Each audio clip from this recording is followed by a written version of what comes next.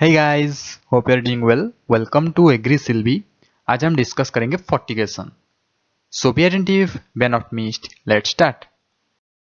Fertiliser with irrigation को हम fertigation बोलते हैं. So दो मेथड है फर्टिगेशन का. First one is quantitative method, second one is proportional method. So जानते हैं क्वांटिटी मेथड क्या है, प्रोपोर्शनल मेथड क्या है और इस दोनों के बीच डिफरेंस एक्चुअली क्या होता है. तो क्वांटिटेटिव जो मेथड है उसका यूनिट आप ये याद रखेंगे KG per hectare per day. मतलब आप fertiliser per hectare per day के हिसाब से दे सकते हैं, वीकली हिसाब से दे सकते हैं, मंथली हिसाब से दे सकते हैं और अकॉर्डिंग टू ग्रोथ फेज के हिसाब से दे सकते हैं. मतलब यहाँ पे एक चीज़ आप समझ लीजिए, फर्टिलाइजर कभी आप ज़्यादा देंगे वाटर कम देंगे और कभी कभी फर्टिलाइजर कम देंगे वाटर ज़्यादा देंगे. फॉर एग्जाम्पल एक सिचुएशन ले लीजिए, अगर किसी प्लांट का डिमांड बहुत ज़्यादा है, न्यूट्रिएंट एब्जॉर्प्शन डिमांड बहुत ज़्यादा है, तभी आप फर्टिलाइजर ज़्यादा देंगे पर इरिगेशन कम देंगे. और जब डिमांड कम होगा तभी फर्टिलाइजर कम देंगे, इरिगेशन वाटर ज़्यादा देंगे. और एक मेथड है प्रोपोर्शनल मेथड. तो प्रोपोर्शनल मेथड का यूनिट याद रखेंगे gram per litre, concentrated in water. Okay, gram per litre. तो इसका मतलब आप जो फर्टिलाइजर वो इरिगेशन वाटर के साथ देंगे, मतलब इक्वल अमाउंट में. जितना फर्टिलाइजर प्रोपोर्शनली उतना वाटर, जितना फर्टिलाइजर उतना water. Okay, so fertiliser and water का प्रोपोर्शन ऑलवेज इक्वल रहना चाहिए. सो यहाँ पे डिटेल में एक्सप्लेन है, देख सकते हैं आप. Quantitative method, fertigation solution gradient. यहाँ पे देखिए फर्टिलाइजर ज़्यादा दिया गया है, इरिगेशन वाटर कम दिया गया है. और time to time fertiliser quantity, fertiliser का जो क्वांटिटी वो डिक्रीज कर रहा है, इरिगेशन वाटर इंक्रीज कर रहा है. So fertilizer applied in one pulse during a part of the irrigation time. पर यहाँ पे जो प्रोपोर्शनल मेथड ऑफ फर्टिगेशन में जो वाटर का क्वांटिटी एंड फर्टिलाइजर का क्वांटिटी इक्वल प्रोपोर्शन में दिया जा रहा है throughout year. The fertiliser concentration in the irrigation water is kept constant. Okay, यहाँ पे कंस्टेंट है throughout the irrigation time. If you like this video, please like, share and subscribe this channel so that you will get videos in time. You can use playback speed 1.25x or 1.5x for better audio experience. Fertiliser के साथ हम irrigation water देते हैं. इसका मतलब एक fertiliser solid form में होगा या फिर लिक्विड फॉर्म में होगा, आपको पता नहीं. कुछ फर्टिलाइजर सॉलिड फॉर्म में होता है, कुछ फर्टिलाइजर लिक्विड फॉर्म में भी अवेलेबल होता है. और इरिगेशन वाटर जो वाटर है वो तो लिक्विड फॉर्म में अवेलेबल है. सो एक प्रोपोर्शन हमको मेंटेन करना है फर्टिलाइजर के साथ साथ इरिगेशन वाटर का. सो इसीलिए स्टॉक सॉल्यूशन हमें प्रिपेयर करना पड़ेगा. स्टॉक सॉल्यूशन प्रिपेयर करने के बाद हम जाकर हम कैलकुलेट करेंगे पहले कि कितना वाटर हमें चाहिए, कितना फर्टिलाइजर देना है. पहले क्रॉप का डिमांड देखेंगे, कितना फर्टिलाइजर वो चाहता है. According to that amount of fertiliser आपको उतना वाटर भी डालना है. सो दैट प्रोपोर्शनलिटी मेंटेन होना चाहिए. तो एक केस स्टडी लेते हैं. एक क्रॉप लगा है तो वो डिमांड कर रहा है 20 kg नाइट्रोजन. वो क्रॉप डिमांड कर रहा है 20 kg नाइट्रोजन. और सभी को पता है यूरिया में 46% नाइट्रोजन होता है. 46% यूरिया में नाइट्रोजन होता है. 46% मतलब 0.46. इसका मतलब 46% नाइट्रोजन मतलब अगर 100 kg यूरिया आप लेंगे तो उसमें 46 kg आपको नाइट्रोजन मिलेगा. सो हमें 20 kg नाइट्रोजन चाहिए. तो 20 kg नाइट्रोजन के लिए हमें यूरिया कितना चाहिए होगा? 43.5 kg. ओके, 43.5 kg यूरिया हमें चाहिए. यूरिया का सॉल्युबिलिटी ऑलरेडी गिवन है. मैं आपको बहुत सारे फर्टिलाइजर का सॉल्युबिलिटी नेक्स्ट स्लाइड में दे दूंगा. तो सॉल्युबिलिटी जानना बहुत ज़्यादा जरूरी है. सॉल्युबिलिटी एक्चुअली डिपेंड्स करता है टेम्परेचर के ऊपर, कौन से फर्टिलाइजर के नेचर के ऊपर. ओके, सो समर सीजन में यूरिया का सॉल्युबिलिटी 1100 ग्राम पर लीटर. यहाँ पे यूनिट नोट कीजिए, ग्राम per litre. Okay, so solubility of urea होता है 1100 ग्राम पर लीटर. तो कितना वाटर चाहिए होगा? 43.5 kg यूरिया को सॉल्युबल करने के लिए कितना वाटर चाहिए होगा? तो वो चाहिए होगा 43.5 डिवाइडेड बाई 1.1. देखिए ये जो 1100 ग्राम पर लीटर, इसको अगर आप केजी में कन्वर्ट करेंगे मल्टीप्लाइड इंटू 10⁻³ करेंगे. सो ये कन्वर्ट होके हो जाएगा 1.1 केजी पर लीटर, क्योंकि 43.5 केजी यूरिया हम मतलब पहले लिए हैं, तो उसमें कितना वाटर चाहिए होगा? 40 लीटर वाटर चाहिए होगा। 43.5 केजी यूरिया के लिए 40 लीटर वाटर चाहिए होगा। सो इसका मतलब 40 लीटर वाटर के साथ आपको ऐड करना है 43 केजी यूरिया। सो एक कंटेनर लेना है जिसका कैपेसिटी 50 लीटर होगा, और उससे ज़्यादा भी होगा तो अच्छा है। लेने के बाद आपको 20 केजी यूरिया नहीं, ये होगा 20 केजी नाइट्रोजन और 43.5 केजी यूरिया आप बोल सकते हैं। 43.5 केजी यूरिया डालना है, 40 लीटर्स वाटर लेना है, उसे अच्छे से डिजोल्व करना है, उसके बाद आपको फील्ड में देना है। तो अगर ये काम करेंगे आपको 20 केजी नाइट्रोजन मिलेगा, याद रखेंगे। सो एक बार फिर से शॉर्ट फॉर्म में बता देता हूँ।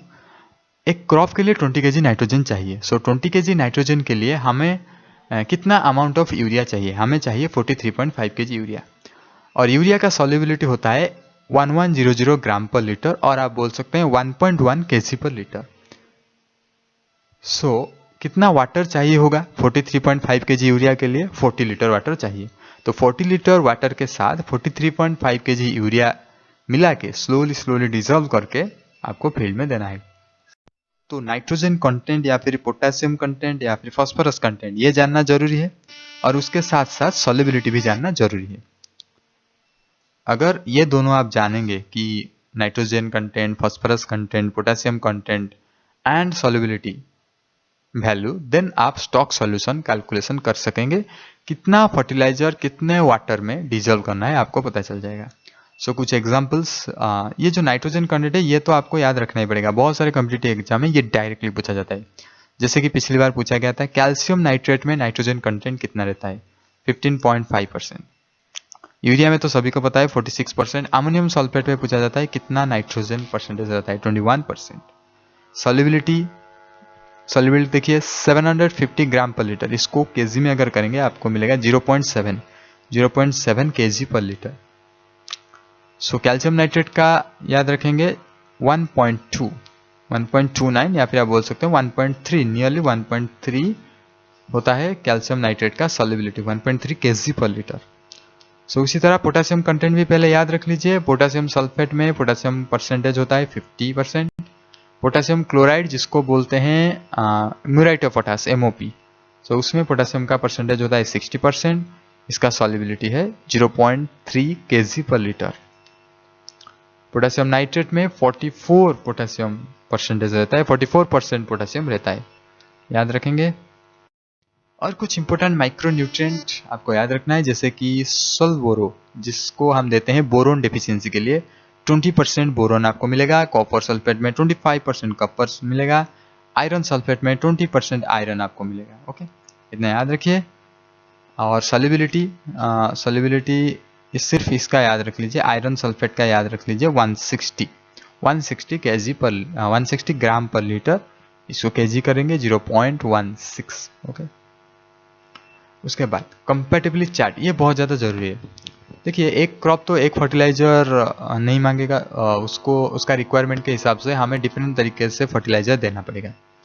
सो आपको याद रखना है कुछ ऐसे फर्टिलाइज़र हैं जो कि अगर दोनों मिल जाए तो कुछ गड़बड़ करेंगे, जैसे कि सॉल्युबिलिटी उसका सही नहीं होगा, प्रेसिपिटेशन हो सकता है। ओके, और वो प्रेसिपिटेट होकर सॉलिड मास बना सकते हैं, वो जो इरिगेशन वाटर के जो पाइप पे उसको जाम कर सकते हैं। सो इसीलिए गलत कॉम्बिनेशन कभी मत करना। जैसे कि मैं आपको बता देता हूँ, लीस्ट कंपैटिबल अमोनियम सल्फेट के साथ कैल्शियम नाइट्रेट कभी कंबाइन मत करना, ये दोनों लीस्ट कंपैटिबल है। ओके, कैल्शियम नाइट्रेट के साथ अमोनियम सल्फेट कभी ज्वाइन मत करना। उसके बाद कैल्शियम नाइट्रेट के साथ अमोनियम सल्फेट भी कभी ज्वाइन मत करना, ये भी लीस्ट कंपैटिबल है। नॉट कंपैटिबल भी आपको याद रखना पड़ेगा, जैसे कि कैल्शियम नाइट्रेट के साथ अगर अमोनियम फॉस्फेट देते हैं तो ये कंपैटिबल नहीं है। कैल्शियम नाइट्रेट के साथ अमोनियम फॉस्फेट या फिर पोटेशियम फॉस्फेट कुछ भी दे, फॉस्फेट कुछ भी दे आप नाइट्रेट के साथ, वो कंपैटिबल नहीं है। यहाँ पे देख सकते हैं वही चीज, फॉस्फेट के साथ नाइट्रेट कभी भी कंपैटिबल नहीं है। ओके, फॉस्फेट के साथ नाइट्रेट कभी भी कंपैटिबल नहीं हो सकता। सल्फेट के साथ नाइट्रेट भी पूरी तरह कंपैटिबल नहीं है, लीस्ट कंपैटिबल। ओके, याद रखेंगे। फर्टिलाइजर इंजेक्टर, एक फर्टिलाइजर इंजेक्टर मशीन है। कैसा दिखता है, नेक्स्ट स्लाइड में उसका इमेज है। सो ये क्या करता है, this device inject small amount of concentrated liquid fertiliser directly into the water lines. मतलब जो इरिगेशन वाटर जहां पे जा रहा है ना जिस पाइप में, तो उसी में कंसंट्रेटेड लिक्विड फर्टिलाइजर ये इंजेक्ट करता है। सो इसे बोलते हैं फर्टिलाइजर इंजेक्टर। तो मल्टीपल इंजेक्टर क्यों चाहिए? देखिए, अगर एक फर्टिलाइजर आप देंगे तो वो तो फर्टिलाइजर इंजेक्टर में हो जाएगा काम। अगर आप एट ए टाइम 3-4 न्यूट्रिएंट दे रहे हैं, मतलब साथ ही साथ NPK एंड डिफरेंट ब्रांड का दे रहे हैं, तो क्या होगा ना, उसे हम इनकम्पैटिबल फर्टिलाइजर बोलेंगे। मतलब अगर 2-3 फर्टिलाइजर साथ में देंगे, उनके बीच में रिएक्शन हो जाता है, तो वो प्रेसिपिटेशन हो सकता है, कोई सॉल्युबल प्रोडक्ट हो सकता है कुछ और कुछ इनसॉल्युबल मास भी बन सकता है।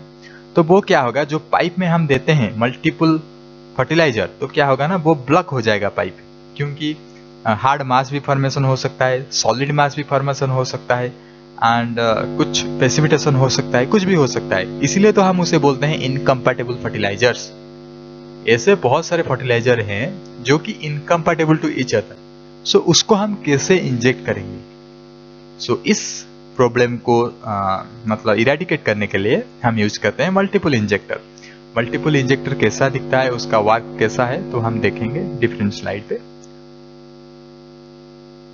एक नाम याद रखेंगे, H.E. एंडरसन। ये एक बहुत ही पॉपुलर मल्टीपल इंजेक्टर है। ये एग्जाम में पूछा जाता है कि H.E. एंडरसन क्या है। ये एक पॉपुलर मल्टीपल इंजेक्टर है।